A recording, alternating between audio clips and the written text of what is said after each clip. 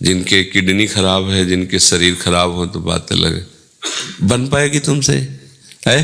अच्छा नहीं, तुम कहते थे ना कि ऐसे बात मान लेना। हमारी जो स्फुरणा होती है प्रियाजू की प्रेरणा होती है, बड़ी जल्दी शरीर निष्पाप होता है। हाँ, बहुत बहुत जल्दी प्रभु प्रसन्न होते हैं। बंधन भक्ति है ना ये। और ये वैसे तो भगवान आदेश करते हैं एकादशी स्कंद में कि सामने कोई भी प्राणी साष्टांग दंड, आदेश है ना। इतनी क्षमता तो नहीं अपने में कि हर जीव को साष्टांग दंड, भगवान का आदेश है, पर चलो इतनी नहीं तो हम अपने प्रभु को, आराध्य देव को 4 परिक्रमा करके 11, 21, 51 किसी की तरफ देखना नहीं है, बस अपने जो निज मंत्र मिला है या शरणागत मंत्र जिनको, तो मंत्र जपते हुए उठे, मंत्र जपते हुए लेटते, और लेटते समय उनकी तरफ देख करके लेटे, फिर उठे, फिर उनकी तरफ देखा। तो ये किया जाए हाथ से। और जो सखी स्वरूप शरीर से है वो पंचांग दंडवत करें, तो वो भी कर सकते हैं। हाथ जोड़कर खड़े, पंचांग प्रणाम किया, फिर हाथ जोड़ के खड़े। यहाँ समय न मिले तो अगर जो लोग अपनी कुटिया में श्री जी विराजमान किए हैं तो उनको श्रृंगारित करके उनकी दंडवत। ये दिखावे के लिए नहीं है, दिखावे से अलग ही है। इसका मतलब बहुत बड़ा प्रभाव होता है। आप देखना, जैसे वैद्य औषधि का विचार करके देता है ना, तो ऐसे ही श्री जी हमारी सद्वैद्य हैं। वही अब श्री जी बोलेंगे तो आप सुन नहीं पाओगे, बोल रहे हैं सुनो, नहीं सुनाई देगा। तो श्री जी सदगुरु के रूप में संतों के मुख में बैठकर अपनी बात कहा देते हैं। जैसे भगवान अर्जुन जी से कह रहे हैं कि मन मना भो मद भक्तो माद्याजी माम नमस्कुरु। उनको नमस्कार करवाने की जरूरत है? अरे ब्रह्मा शिवादि नमस्कार करते हैं, औरों की बात क्या है। एक एक वायु का, एक एक प्रकृति का हर उनको नमस्कार कर रहा है, उन्हीं की तो प्रणति है। पर वो कह रहे देखो तुम मेरी बात मान लो, तुम मुझे प्रणाम करो। ये जानते हो क्या है? बहुत प्रेम उत्पन्न होने पर प्रभु कह रहे हैं तुम मेरे में मन लगाओ, मेरी पूजा करो, मेरे को प्रणाम। उनको प्रणाम की जरूरत नहीं, लेकिन वो सब शास्त्रों का सार बता रहे हैं। हमें लगता है गीता जी में 2 बार ये श्लोक है क्या, मन मना भो मद भक्तो माद्याजी माम नम। भगवान आंतरिक बात बताते हैं। तो हमने अपने सदगुरुदेव भगवान को भी 10वें वर्ष नियमावली में देखा है। और हमें लगता है कि लगभग आप सब जितने भी साधुजन हैं जवान ही हैं, 2-4 को छोड़ करके। तो उनकी बात अलग है, जैसा उनको शरीर। लेकिन आप सब ऐसा नियम धारण करें कि 21-11 जैसा आपको श्री जी प्रेरित करें, आप दंडवत ये शुरू कीजिए। इससे बहुत जल्दी अंतःकरण निष्पाप होगा, बहुत जल्दी इससे आपके अंदर दैन्यता है। ये अहंकार ही प्रियालाल के मिलने में बाधा है। ये नष्ट हो जाए तो सब बात बन जाए। देखो आचार्य महापुरुष जन जो प्रकट हुए हैं उनकी दैन्यता देखो। महाप्रभु चैतन्य देव गंगा किनारे निकल जाते, जितने वैष्णव आते सबको साष्टांग प्रणाम कर, सबकी चरण रेकर माथे पर लगाते, सबसे रो रो कहते आप सब कृपा करो, मुझे कृष्ण प्रेम की भिक्षा दे दो, मुझे कृष्ण प्रेम दे दो। ऐसे तो सब लोग कहते क्या हो गया निमाई पंडित को, सबके चरणों में लौटते मुझे कृष्ण प्रेम दे दो, मुझे कृष्ण प्रेम दो। सब वैष्णव कृपा करो, मुझे कृष्ण प्रेम दे दो। और प्रेमा अवतार है, वो स्वयं प्रेम के वपु हैं। लेकिन कैसी आचार्य है ना, आचरण करके बता रहे। वैष्णव कैसा, या तो ईर्ष्या द्वेष होता है, एक साधु दूसरे से ईर्ष्या करना चाहता है, द्वेष। कहाँ भक्ति, भक्ति का स्वरूप सबके मुख से अगर नाम निकल गया तो ऐसा लगता है उसका चरणामृत ले लो। चरण क्या सेवा करूं इसकी, हमारे प्रीतम का नाम सुना दिया, ये राधा बोलता है, इसकी चरण रज माथे। ये भक्ति का स्वरूप है। मतलब जो भगवान कह रहे समस्त ज्ञानियों में, तपस्वियों में, योगियों में, कर्मकांडियों में जो मुझे बहुत प्रिय है, मेरे मत में सबसे बड़ा वो यही जो मत मेरा भजन करता है, मेरे आश्रित रहता है, मेरे। बस भगवान की बात समझो। ये भगवान कृपा करके कह रहे हैं, नहीं तो उनकी शक्तियाँ ऐसी हैं कि वही तुम्हें घसीटे हुए, उनको कहने की जरूरत नहीं। और एक शक्ति माया है, अनंत ब्रह्मांडों को हिला के रख दिए। एक शक्ति है, कोई विजय से प्राप्त। भगवान कहते हैं माँ में हुई प्रपद। देखो कितनी कृपा है, भटको मत, मेरे चरणों का मुक्त हो जाओगे। दैवी ईर्षा गुणमयी मम माया दुरत्या मामे ये प्रपद्यन्ते माया मेता। ये तुम्हें मोह नष्ट करने के लिए कोई परेशानी, भगवत चर्चा करो, मोह नष्ट हो जाएगा। तुम्हें महाबलवान बनना है, नाम जप करो, बहुत बड़े बलवान बन जाओगे। तुम्हें सब सिद्धियां चाहिए ना, मेरे चरणों में है। भगवान कह रहे मेरे चरणों का आश्रय ले लो, जो चाहोगे अब ले तो आश्रय। अब जगत का आश्रय, प्रपंच, देहाभिमान, कैसे शुद्ध सच्चिदानंद को कैसे प्राप्त करें?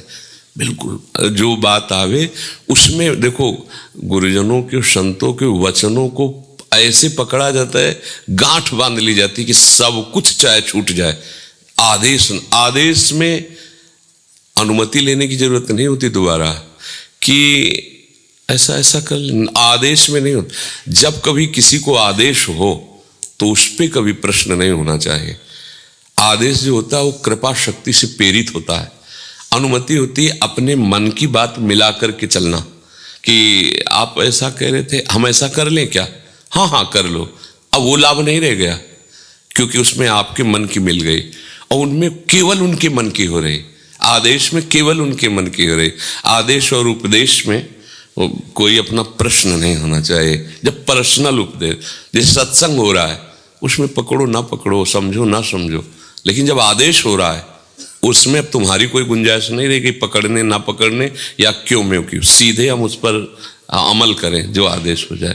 तो ये सबके लिए जो भी उपासक जहाँ भी सेवा में, सब श्री जी की सेवा में, चाहे गेट में खड़े हो, चाहे किसी से भी कुछ भी व्यवहार में हो, आप हमारी लाडली जी के ही व्यवहार में, महल के टहल में ही हो, वो सब बराबर सेवा है। चाहे कोई चंवर लिए हो या वहाँ झाड़ू लिए हो, चाहे कोई यहाँ इत्र लगा रहा हो या पादुका देख रहा हो, बात एक ही है क्योंकि वो श्री जी की टहल है। वो महल टहल श्री जी की है, दूसरे की नहीं है। ये श्री जी का तो श्री जी की ही सेवा में। तो जब समय मिले, जहाँ जैसे अनुकूलता पड़े, अगर यहाँ नहीं कर पा रहे अपनी कुटिया में श्री जी हैं तो ईमानदारी से अपनी कुटिया में ये प्रणति सेवा, ये बंधन भक्ति सबको करना है। जो शरीर से असमर्थ है तो दुर्भाग्य है कि नहीं कर सकते। इसलिए आप लोगों से प्रार्थना करते हैं कि आप लोग इस पर ध्यान दीजिए। ये बंधन भक्ति है और बहुत महत्वपूर्ण है और बड़ी महिमा में है। इसको आप, और जो चीज़ पकड़े तो जब तक शरीर उस काबिल रहे तब तक करता ही रहे। महापुरुषों के जीवन में पाया गया कि जो गुरुजनों ने आदेश कर दिया तो वो जीवन भर उसको स्वीकार किए रहे। मतलब ये नहीं कि 2-4 दिन देखा तो 10वें दंडवत कर रहे, फिर धीरे धीरे कम हुई, फिर बंद हो गई, फिर भूल गए। ऐसा नहीं होना चाहिए। हमने श्रीधर बाबा को देखा है, ये महापुरुषों की बातें हैं। 1 बजे तक उनकी एक दिनचर्या थी, 1 बजे तक करने के बाद फिर पकड़ा के अपने को ले जाते परिक्रमा मार्ग में, लौटते और दंडवतें करते, फिर वहाँ से आते अपने ठाकुर जी की परिक्रमा करते, चरणामृत डालते, फिर प्रसाद। तो एक दिन कुछ लोग आ गए तो चरणामृत बट गया और पता नहीं क्या हुआ, चरणामृत नहीं था। तो बाबा करके आए, फिर उधर हम भिक्षा मांगने जाते थे तो दोपहर को मिलते थे, रात्रि में जाते थे चरण सेवा करने के लिए।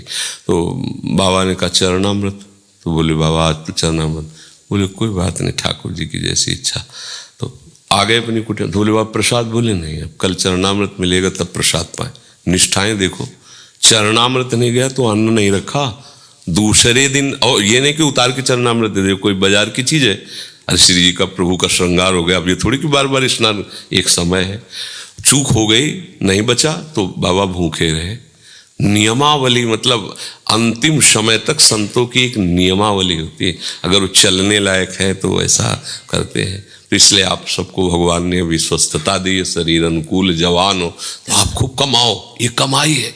एकांत में आप सोचो, वो बेचारे बड़े अभागी हैं जो भगवान के नाम को नहीं कमा पा रहे हैं। यहाँ से जाएंगे उनकी कमाई कुछ नहीं है, कुछ नहीं, कितना बड़ा घाटा। ये औषध देवता तरसते हैं कि मुझे मृत्युलोक में मनुष्य शरीर मिले, जिन सुकृतों के बल से हम स्वर्ग का भोग भोग रहे, इनकी क्या बात। मैं भजन करके नारायण के धाम जाऊंगा, भगवान के धाम, पर अवसर नहीं। अपने को अवसर मिला है तो कमाई नहीं कर रहे। एकांत में सोचो तुम कितने बड़े धनी बन सकते हो। राधा राधा राधा राधा राधा राधा, जो चाहो खरीद लो, भगवान को खरीद लो। भगवान श्री कृष्ण कहते ना, मेरा मूल्य है निश्चित किया हुआ राधा नाम। हे चूको मत, कभी खाली मत रहो, नाम जप, ये जीवन सार्थक कर लो। हम कहते हैं एक भजन करता है तो सृष्टि को हिला सकता है, एक भजन करने वाला। तुम तो सैकड़ों अगर सच्चाई से ईमानदारी से भजन करो तो झलकने लगेंगे प्रिया प्रीतम, तुम्हें कहीं दूर थोड़ी भासेंगे, तुम्हारे नेत्रों में झलकने लगेंगे। पक्का समझो। इसलिए बिल्कुल प्रमाद नहीं, बिल्कुल आज्ञा उल्लंघन नहीं, किसी से कोई मतलब नहीं, बस अपने लगे रहो। एक एक सेकंड का, देखो गुरुजी कह रहे थे ना, एक एक सेकंड का हिसाब होगा, एक एक सेकंड का। और जब मालिक हिसाब करेंगे उदार शिरोमणि निहाल हो जाओगे। ये लोग समझते नहीं हैं। देखो इन लोगन की लावन, स्वामी जी महाराज कह रहे, कहाँ ये अपनी लगन लगाए। देखो इन लोगन की लावन, बूझत नाई हरिचरण कमल को मिथ्या जन्म गवावन। जब जमदूत आए घेरत तब करत आप मन भावन, कह हरिदास तमें चिर जीवो जब कुंज बिहारी चितावन। साफ बात कह रहे महापुरुष जन, मत भूलो मत भूलो, बहुत बढ़िया अवसर मिला है। हाँ, मति बंछे तिल तिल धन को, हरि भज रे हरि भज छाण न मान नर तन को। अन मांगे आगे आवे गो, ज्यो पल लागे पल को। कहे हरिदास मीच ज्यो आवे, त्यो है धन आपल को। हरि भज रे न छाण मान।